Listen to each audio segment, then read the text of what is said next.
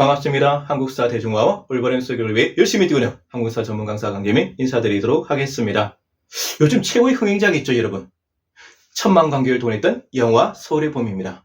이 영화 서울의 봄은 1979년 12월 10일 일어났던 그 유명한 12.12 군사반란을 다루고 있는 영화입니다. 오늘 이 서울의 봄 영화 이야기를 핵심만 짧게 귀에 쏙쏙 들어오게 한 10분 정도 정리해드릴까 합니다. 먼저 1979년 10월 26일 박정희 전 대통령이 암살당하는 이른바 12.6 사건이 벌어지게 되면서 대한민국은 전대미문의 권력 공백 상태에 빠지게 됩니다. 이때 군부의 실세였던 전두환 국군보안사령관은 권력을 탈취하겠다는 야망 아래 12.12 군사반란을 일으키게 되는 것이죠. 그러면 박정희와 전두환의 관계는 어땠는가? 굉장히 좋았습니다. 박정희가 전두환을 굉장히 총애했고 팍팍 밀어주고 있는 관계였죠. 1961년 5월 16일 5.16 군사정변이 일어날 당시 서울대학교 ROTC 교관이었던 전두환 대위는 어떻게 했느냐? 육사 생도들을 동원해서 5.16 군사정변을 지지하는 시가행진을 벌이게 했고 이 육사 생도들의 시가행진으로 5.16 군사정변에 성공할 수 있는 중요한 요인이 되었기 때문에 박정희 입장에서는 전두환이 굉장히 이쁘고 고마울 수밖에 없었던 것이죠. 그래서 이와 관련된 재미있는 일화가 있습니다. 하루는 이 박정희가 전두환을 불러서 이렇게 얘기했다 그래요. 임자, 자네 정치 한번 해볼 생각 없는가? 이에 대해서 전두환이 굉장히 멋진 대답을 하게 됩니다. 이 전두환이 굉장히 사악하고 못된 사람은 맞지만 머리는 굉장히 영악하고 정치적 감각은 분명히 있는 사람이었습니다. 뭐라고 대답하냐면 이렇게 대답했다고 합니다. 각하, 군대에도 충성스러운 사람이 한 명은 있어야 되지 않겠습니까? 하니까 박정희가 완전히 감동해서 이때부터 더 전두환을 총애하고 팍팍 밀어주게 됩니다. 그래서 이 박정희 군사 독재 정권 밑에서 전두환은 출세 가도를 달렸고 실제로 박정희 전 대통령이 암살당하는 12.6 사건 당시 군내 최고의 핵심, 실세 중의 실세, 국군보안사령관에 있었던 겁니다.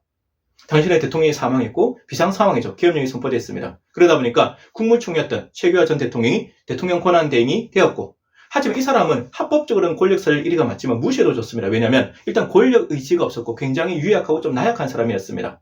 그래서 실제적인 권력자는 누구냐? 바로 정승화 육군참모총장 겸 계엄군 사령관이었습니다. 포스터였죠. 이분은 계엄군 사령관이기 때문에 사실상 그 당시 실권자를 할 수 있습니다. 그러니까 전두환 입장에서는 권력을 탈취하기 위해서 누구를 제거해야 된다? 바로 정승화 육군참모총장 겸 계엄군 사령관을 제거해야 되는 것이죠. 그래서 12.12 군사반란의 최종 목적은 결국 정승화를 잡기 위한 계획이었다. 이렇게 볼 수 있겠습니다. 자, 그러면 언제부터 정승화를 잡을 생각을 했을까? 전두환의 배포자 절친이었던 노태우 전 대통령의 회고록에 따르면 이미 11월 초에 정승화를 잡을 생각을 전두환이 했다고 합니다. 그러면 이 정승화와 전두환의 관계 어땠을까? 당연히 상극이죠. 최악입니다. 코드가 안 맞아요. 정승화는 철저한 야전군 사령관이고 원칙주의자죠. 그냥 군인입니다. 반면에 전두환은 권력력의 화신이고 정치적 군인이었죠. 그러니까 충돌할 수밖에 없었고 실제로 12.12 군사반란이 일어나기 며칠 전에 이 정승화 육군참모총장 겸 계엄군 사령관이 노재현 국방장관을 만나서 이렇게 얘기합니다. 저 전두환 굉장히 위험한 정치적 군인이니까 제거해야 된다. 그래서 비교적 한직이었던 동해경비사령관으로 좌천시키자고 했는데 문제는 이 소문이 전두환 귀에 들어가게 되고 전두환 발끈할 수밖에 없었던 것이죠. 앉아서 당할 수는 없으니 내가 먼저 선빵 날리겠다. 그래서 1979년 12월 10일 그 유명한 12.12 군사반란을 일으키게 되고 작전명은 생일집 잔치였습니다.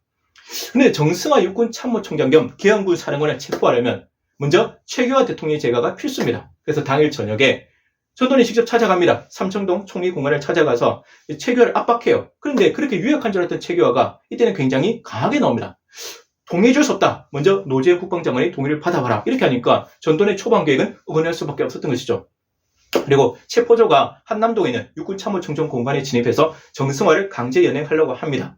이때 체포조가 뭐라고 얘기하냐면 김재규 사건으로 조사할 것이니 총장님께서 함께 가주셔야겠습니다. 이게 무슨 말이냐면 김재규가 12.6 사건을 일으킬 당시 궁정동 안가에는 우연찮게 정승화 육군참모총장도 함께 있었기 때문에 김재규의 공범으로 몰기가 참 좋았던 것이죠. 그러니까 정승화 이렇게 얘기합니다. 대통령이 제가는 받아왔냐? 그냥 받아왔다고 하겠죠. 그래? 그러면 내가 직접 어떻게 대통령한테 전화하겠다, 확인하겠다 이렇게 나오니까 이제 자신들이 거짓말에 탈락하게 겁이 난 체포조가 총기를 가하면서 강제로 정승화를 체포해야 되는 것이죠. 이 과정에서 정승화는 개머리판으로 두들겨 맞으면서 굉장히 모욕적인 방법으로 연행되는데 어디로 끌려가느냐? 바로 그 악명 높았던 보안사 서빙고 분실에 끌려가는데 이 최고위급 장성 포스타가 부하들 앞에서 알몸으로 발가벗겨져서 두들겨 맞고 모진고문을 당합니다. 이후에도 내란 방조죄로 7년형을 선고받는데 본인이 이렇게 얘기합니다. 내가 6.25 전쟁 때 안 죽어서 이런 모욕적인 일을 당했다면서 굉장히 한탄했다고 합니다. 굉장히 안타까운 일이죠. 아무튼 이 정승화를 체포, 제거한 다음에 이제 신속하게 반란군이 움직이는데 그 당시 반란군의 규모는 한 5,000명 정도였습니다. 반면에 진압군의 병력 한 10만 명 정도인데 20배의 병력 차이가 나지 않습니까? 하지만 이 쿠데타에서 병력 차이는 별로 중요하지 않습니다. 우리는 이미 5.16 군사정변 당시 소수의 병력으로 권력 탈취가 가능한 사실을 전두환 역시 잘 알고 있었던 것이죠. 신속하게 기밀하게 움직여서 기습적으로 요소 중요한 곳만 장악하면 성공할 수 있다는 사실을 알고 있었던 것이죠. 자, 이 반란군의 핵심 병력은 공수부대였습니다. 여러분도 잘 아시는 1공수여단, 3공수여단, 5공수여단이 있는데 여기서 문제가 되는 부대가 또 있습니다. 뭐냐면 바로 구사단입니다. 전두환의 절친이자 베프였던 노태우 소장이 그 당시 구사단장으로 있었는데 이 구사단은 최전방을 지키는 핵심 부대고 가장 중요한 부대 중에 하나인데 이 부대 중에 1개 연대병을 반란에 동원한 것이죠. 정말 있을 수 없는 일입니다. 그 당시는 대통령이 사망했고 비상 상황이고 북한이 언제든지 쳐들어올 수 있는 상황인데도 불구하고 최전방을 지키는 병력을 빼냈다. 그것도 반란에 동원했다. 있을 수 없는 일입니다. 이 말은 뭐냐? 그 사람들은 결국 국가의 안보, 국민의 생명과 재산보다도 자신들의 권력 탈취가 더 중요했던 정말 나쁜 사람들이었던 것이죠. 그리고 또 하나 문제되는 게 뭐냐면 그 당시는 주한미군 사령관이 작전 통제권을 가지고 있었어요. 평시도 그렇고 전시도 그렇거든요. 따라서 최전방에 사단 병력을 이동시키려면 주한미군 사령관의 사전 동의가 필요한데 사전 동의 없이 움직이기 때문에 나중에 미국이 발끈하게 되는 것입니다. 자, 그렇다면 이 진압군은 어쨌든 진압군의 수뇌부는 굉장히 우유부단하고 무능했습니다. 북한을 앞에 두고 우리끼리 싸워서는 안 된다. 내전을 벌여서는 안 된다는 생각 때문에 이 진압군을 동원하는데 주저주저하게 되고 그러면서 골든타임을 놓쳐버렸죠. 반면에 여러분도 잘 아시는 장태환 수경사령관, 그 다음에 정병조 특정사령관은 신속하고 강경하게 반란을 진압하려고 하는데 문제는 부하들이 이미 다 하나에 포섭돼서 배신당한 상태였습니다. 여기서 하나회가 등장하죠. 하나회는 군내 비밀 사조기입니다. 5.16 군사정변 직후에 전두환, 노태우 등 육사 11기가 중심이 되어서 만들었던 군대 내 비밀 사조직이 바로 하나회입니다. 자, 이 하나회는 가입 조건이 영남 출신의 엘리트 장교들 중에서도 소수만 가입할 수 있었고 조직에 대한 절대적인 충성을 요구받았으며 그리고 가입하고 나면 엄청난 특정과 특혜가 있었다고 합니다. 특히 승진하는 데 있어서 중요한 요직들, 꽃보직들을 맡을 수 있었으니까 서로 하나회가 되고 싶었겠죠. 근데 이 하나회 출신들이 그 당시 군의 요직에 다 이렇게 골고루 포진되어 있었던 것이죠. 진압군의 사령관은 진압할 의지가 있었는데 그 밑에 핵심 참모들, 즉 영관급 장교들이 이미 하나회에 다 포섭됐기 때문에 장태환 수경사령관이나 정병재 특전사령관은 이미 손발이 묶인 상태였던 겁니다.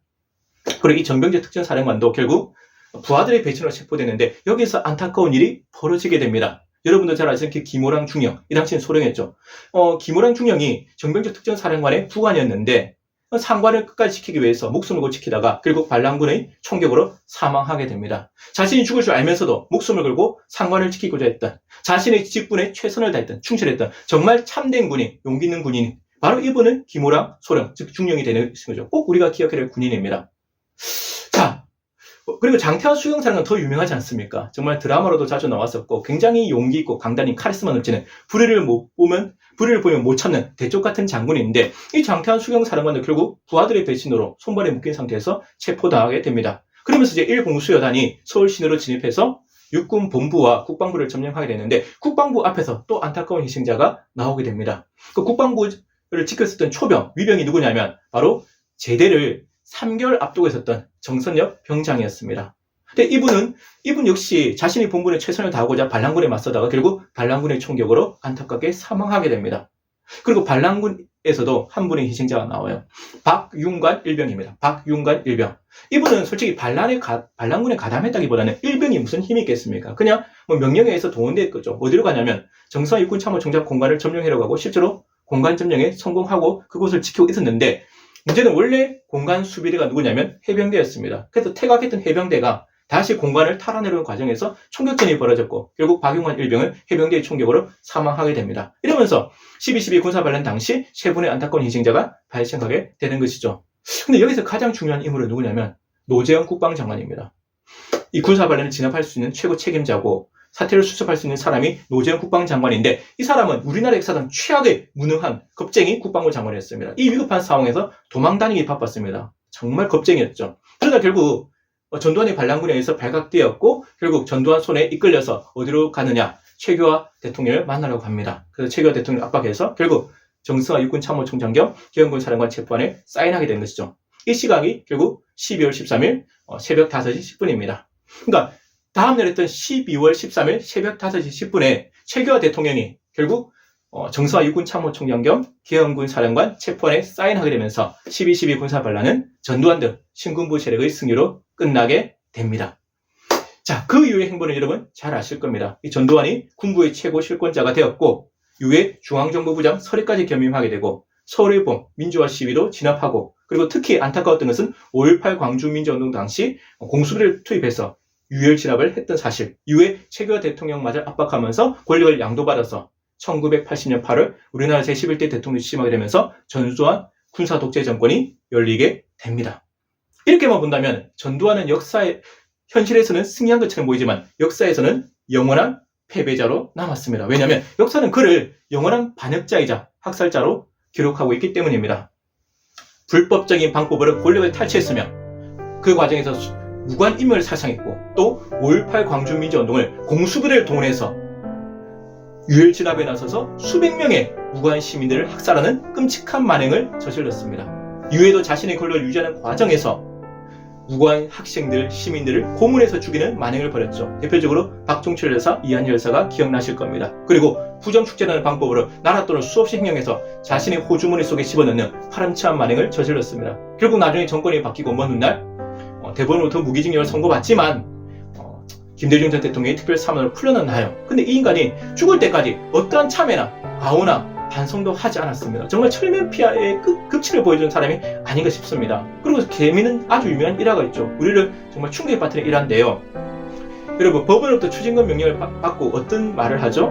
나 29만 원밖에 없어. 어찌 보면 한국사 전체에서 제일 유명한 명언이자 망언이라고 생각합니다. 나 29만 원밖에 없어. 본인하고 본인의 가족들이 그렇게 호사스러운 생활을 하고 있는데 나 29만 원밖에 없다고 하면서 끝까지 추징금 납부를 거부했던 전두환이었습니다. 요즘은 여러분 초등학생들도 29만 원이 있어요.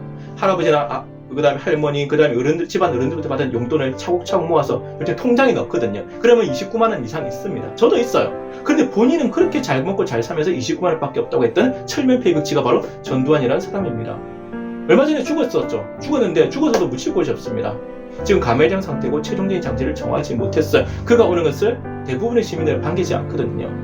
그런데 한 가지 안타까운 일이 있습니다. 뭐냐면 일부 극우 세력과 유라이트 세력이 이런 상황 속에서도 아직도 전두환을 왜곡하고 미화하려는 노력을 멈추지 않고 있다는 사실입니다. 이 유튜브 공간에서도 그러한 유튜브 채널들이 많습니다. 그런데 저는 그분들한테 경고합니다. 역사학계에서 전두환에 대한 평가는 이미 완전히 끝났다. 그 사람은 논란의 여지가 없습니다. 박정희 전 대통령은 달라요. 그 사람은 영원한 학살자자 반역자입니다. 손바닥으로 하늘을 가릴 수 없고 정의와 진실은 분명히 드러나게 마련입니다. 따라서 당신들이 하는 그 노력은 부질없다는 것을 다시 한번 경고하고자 합니다. 자, 여러분, 특히 정치를 하시는 분들은 본인들이 명심해야 돼요. 역사가 주는 교훈을 항상 챙겨야 합니다. 나는 역사적 존재임을 잊지 말고 언젠가는 역사의 냉혹한 냉정한 평가를 받는다는 사실을 기억하고 역사를 두려워하는 겸손한 마음으로 국민과 나라를 섬기며 항상 최선을 다해서 원칙대로 사셔야 된다는 사실 꼭 기억하셨으면 좋겠습니다. 역사는 항상 당신들을 지켜보고 평가할 준비가 되어 있습니다. 자, 이상으로 오늘 서울의 봄 영화 이야기 핵심만 귀에 쏙쏙 들어오게 정리해드렸는데 어떻게 귀에 쏙쏙 들어오셨는지 모르겠습니다. 저는 최선을 다했고요. 앞으로도 어렵고 딱딱한 역사를 쉽고 재미있게 전달할 수 있도록 최선을 다하도록 하겠습니다. 여러분 항상 건강하시고 행복하십시오. 지금까지 한국사 전문 강사 강재민이었습니다. 여러분 감사합니다.